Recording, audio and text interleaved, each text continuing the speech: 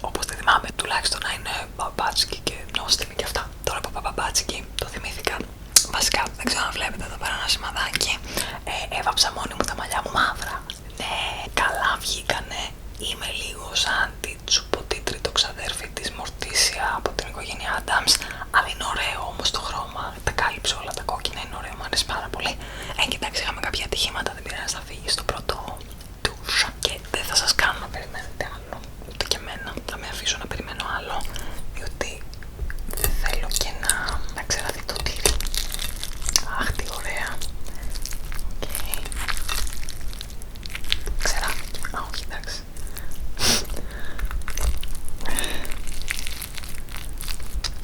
Όχι, μια χαρά.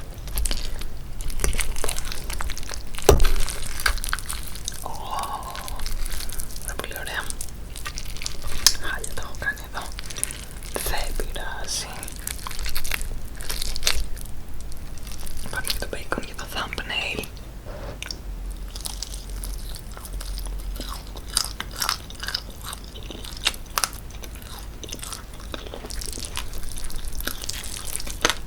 Ωραίο μπεκονάκι.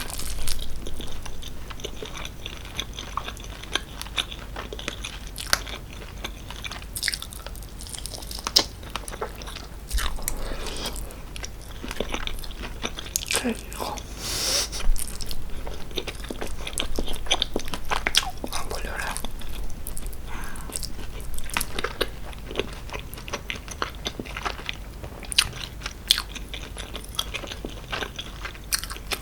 Και πάλι δεν μοιάζει. Εννοείται. Μάλλον μοιάζει, δεν είναι η ίδια. Ίσως να είχε κάποιο μυστικό συστατικό εκείνη ο μελέτο, δεν ξέρω. Πάντως είναι πολύ νόστιμο, πάρα πολύ νόστιμο.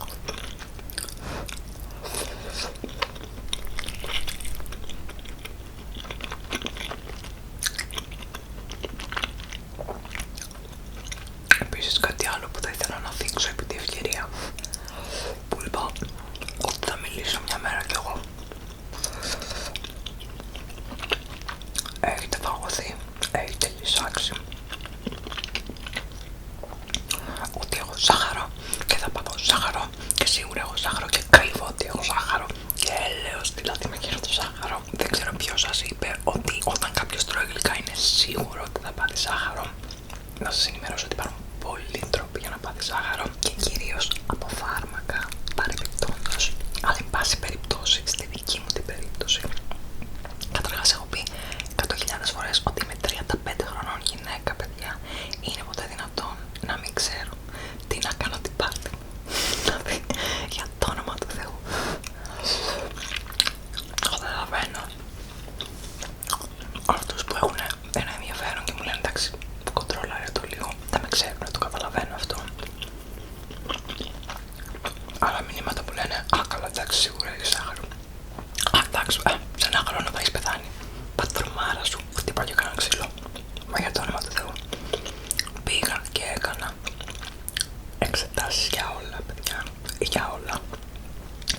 γιατί με έχετε τρομάξει ότι κάτι θα πάθω πολύ σοβαρό.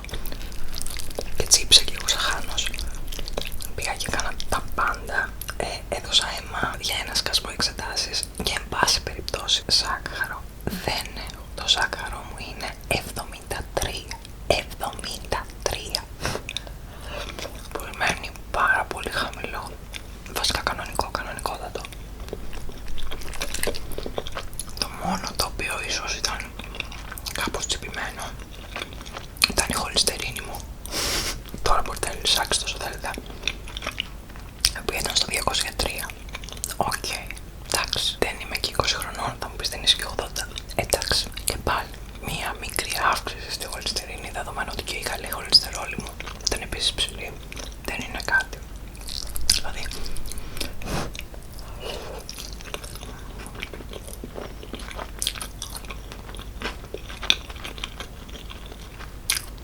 από ένα σημείο και έπειτα είναι και θέμα επιλογών.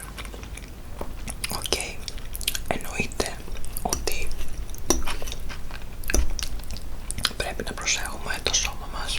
Το δέχομαι, το σέβομαι, το καταλαβαίνω, το κάνω. Δεν είναι ότι με έχω παρατήσει, βρίσκομαι σε μια κατάσταση παχυσαρκίας, ανεξέλεγκτη, οτιδήποτε άλλο. Δεν είμαι παχυσαρκή, προφανώς. Είμαι λίγο τσιποτή. Εντάξει, τι να κάνουμε τώρα, δεν μπορούμε να είμαστε όλοι μοντέλα.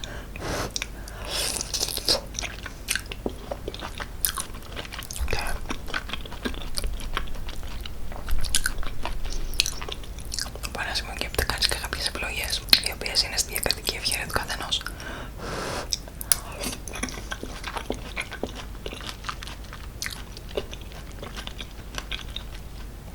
Και τι εννοώ?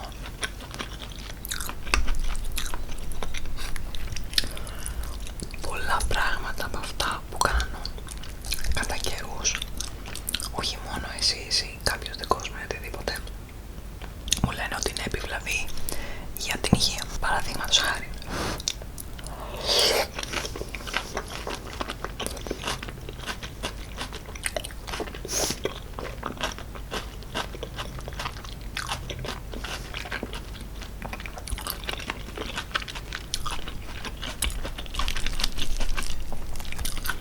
το γεγονός ότι κοιμάμαι με το σκυλί μου έχει επικριθεί πολλαπλώς από αρκετούς γιατρούς και συγγενείς και μέλη της οικογένειάς μου. Ο καθένας λέει ότι θα πάθω κάτι διαφορετικό. Μπαίνουν μέσα μπακτήρια, μικρόβια, τα πάντα, ό,τι θέλει ο καθένας, τέλος πάντων, ό,τι νομίζει. Μπορεί να έχουν δίκιο, δεν το αμφισβητώ. Ένας γιατρός προφανώς ξέρει καλύτερα από μένα. Αλλά εμένα στη δική μου τη ψυχολογία, στο δικό μου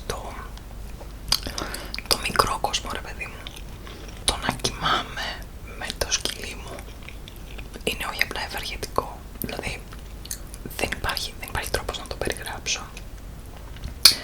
Μου είναι πολύ σημαντικό μετά από μια δύσκολη μέρα να ξαπλώσω στο κρεβάτι και να κουρνιάσει η μπουκίτσα δίπλα μου και να με κοιτάξει και να απαιτήσει ένα χάδι. Δεν υπάρχει τρόπος να σας δώσω να καταλάβετε πώς μου κάνει καλό εμένα αυτό το πράγμα. Όμως μου κάνει. Με αναζωογονεί, μου δίνει χρόνια, με κάνει να αισθάνομαι πάρα πολύ όμορφα, μου δίνει μικρές στιγμές ευτυχίας μέσα στη μέρα μου. Και επιλέγω να πάρω το ρίσκο, που πάλι είναι αμφισβητήσιμο και το πόσο μεγάλο ρίσκο είναι αυτό, όπως και σε όλα τα πράγματα. Γιατί αυτό που είναι υγιεινό ότι μια μέρα την άλλη μέρα είναι ανθυγιεινό και τούμπαλιν. Παίρνω λοιπόν το ρίσκο και επιλέγω να έχω αυτές τις μικρές χαρές στη ζωή μου, η οποία παρεμπιπτόντως, όπως καλά γνωρίζετε, δεν θα κρατήσει για πάντα. Εγώ το έχω αποδεχτεί. Εννοείται ότι είμαι πολύ νέα για να πάθω κάτι και να χτυπήσω ξύλο. Και εννοείται ότι πρέπει και θέλω και προσέχω τον εαυτό μου, φροντίζω τον εαυτό μου, κακομαθαίνω τον εαυτό μου, αλλά όλα με ένα όριο. Δεν μπορώ να φοβάμαι να ζήσω. Δεν μπορώ να φοβάμαι να κάνω οτιδήποτε. Μήπως πάθω αυτό, μήπως πάθω εκείνο, μήπως πάθω το άλλο. Είμαι γλυκατσού. Να στερήσω από τον εαυτό μου το γλυκό. Μήπως και κάποια στιγμή πάθω σάκαρο. Ένα σάκαρο το οποίο μπορώ να το πάθω από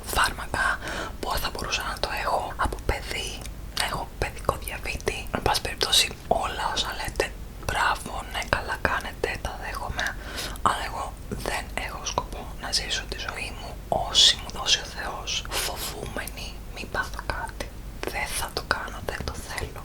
Δεν το θέλω, είναι η επιλογή μου. Ευχαριστώ.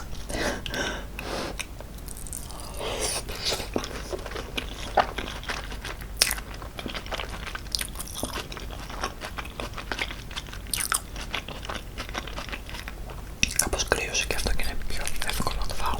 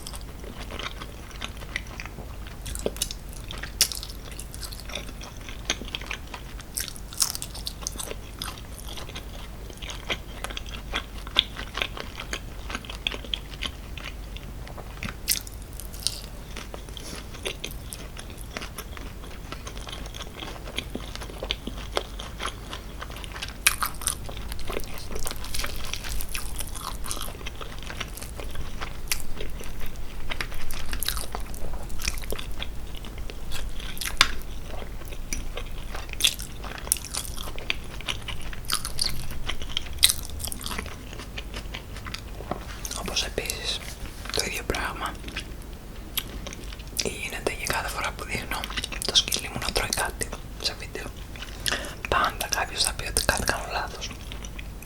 Τώρα πρόσφατα είχαμε αυτό με τα κόκαλα που παρεπτός δεν την άφησα να φάει και κόκαλο εδώ μπροστά για να μην τα ακούσω. Τα άκουσα, δεν πειράζει.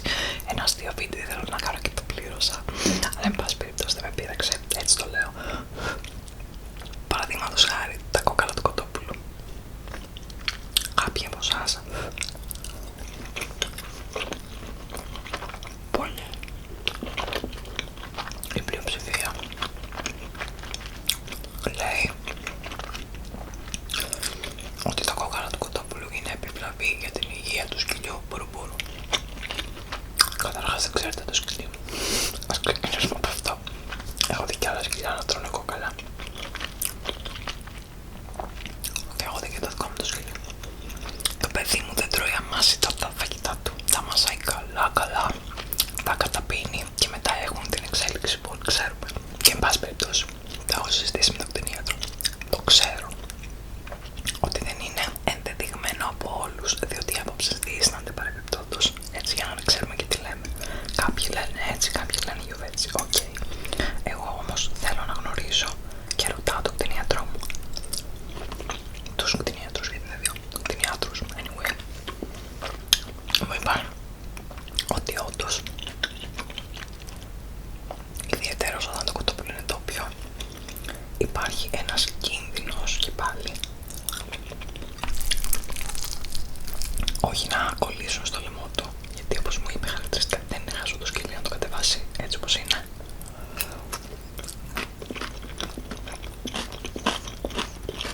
Αλλά τέλος πάντων κάπως να γίνει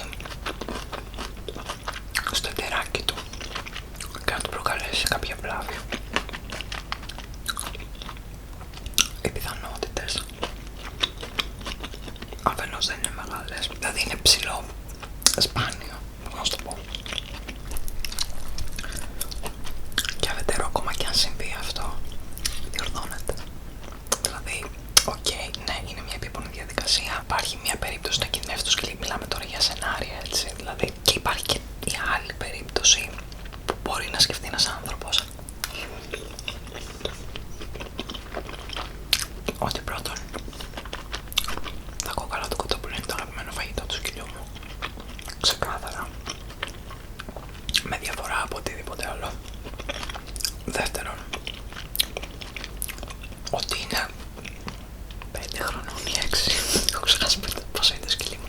Τέλος πάντων, είμαστε πολλά χρόνια μαζί, την έχω από 40 ημερών και ποτέ δεν κινδύνευσε από φαγητό ή από οτιδήποτε. Άρα έχω και τα δικά μας τα στατιστικά. Και τρίτον,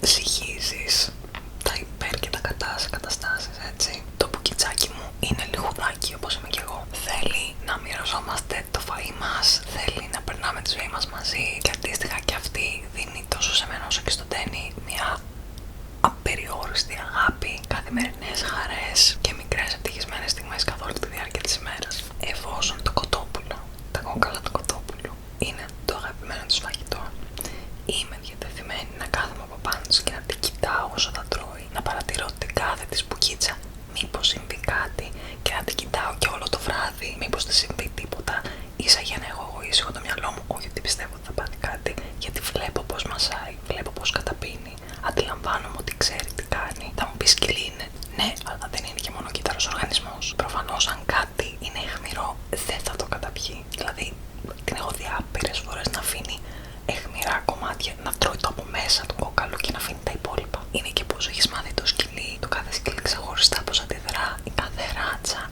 είναι πολλά πράγματα και είναι πάρα πολύ μηδενιστικό να λες θα σκοτώσεις το σκυλί σου που δεν το έχεις δει ποτέ στη ζωή σου, δεν το έχεις ταΐσει ποτέ στη ζωή σου, δεν το αγάπησες όπως τα αγαπάω εγώ. Είναι ποτέ δυνατόν να κάνω εγώ κακό στο σκυλί μου? Δεν υπάρχει περίπτωση. Η πουκίτσα είναι σαν κόρη μου.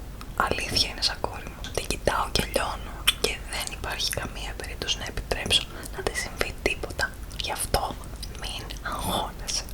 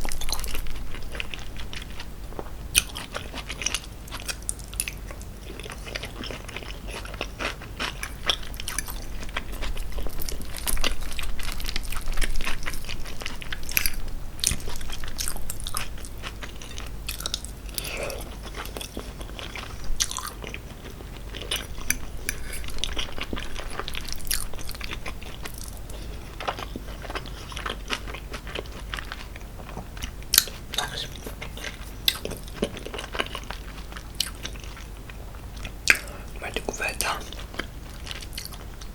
έπαγα κάπως και μπορώ να φάω κι άλλο, γιατί όταν μιλάς κάνεις εκείνες μικρές παύσεις που βοηθάνε.